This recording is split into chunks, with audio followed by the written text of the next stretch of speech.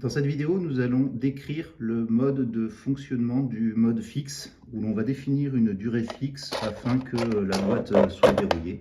Donc le préalable, c'est déjà de fermer la boîte afin que les clés restent à l'intérieur. Le petit bouton qui est sur la droite permet de sélectionner le menu en cliquant dessus. En tournant le bouton, cela permet de changer le nombre de jours, le nombre d'heures ou le nombre de minutes. Le nombre de jours est paramétrable jusqu'à 999 jours, le nombre d'heures jusqu'à 23 heures et le nombre de minutes paramétrable jusqu'à finalement 59 minutes. Donc pour vous sélectionner, on clique sur le bouton, il passe à la valeur d'après. Ici, je vais mettre verrouillage pendant 1 minute, voilà, de la boîte. Je valide. Et il me demande retour au début du jeu ou retour au menu. On peut très bien décider, voilà, si on s'est trompé, qu'on a fait une erreur de manipulation, de revenir au début du menu plutôt que de commencer le jeu. Je reclique une nouvelle fois. Dans ce cas-là, on me demande s'il faut afficher le compte à rebours. On peut très bien imaginer de jouer à deux et qu'une personne ait sélectionné, par exemple, que la boîte restait fermée pendant 2 jours, mais ne souhaite pas que finalement la victime sache la durée qui a été sélectionnée. Donc on peut afficher le compte à rebours ou ne pas l'afficher.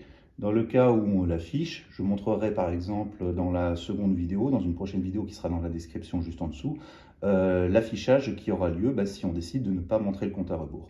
Dans ce cas ici, je vais afficher le compte à rebours. Fermez la boîte, donc ça c'est une étape préliminaire pour vérifier que vous avez bien mis le couvercle, parce qu'une fois que la boîte est verrouillée, si vous avez oublié le couvercle, le jeu n'a plus vraiment de sens. On débute le jeu, démarre la séquence de verrouillage, voilà, afin de vérifier que vous avez bien verrouillé la boîte, et là la boîte est verrouillée. Vous avez, comme vous avez sélectionné l'affichage du compte à rebours, vous avez le compte à rebours qui s'affiche sur l'écran avec le défilé des secondes. En cas d'urgence, appuyez sur le bouton. Ça, c'est vous avez un problème, il faut ouvrir de toute urgence la boîte. On clique dessus. Le SOS va bloquer la boîte. Alors attention, ça c'est très important.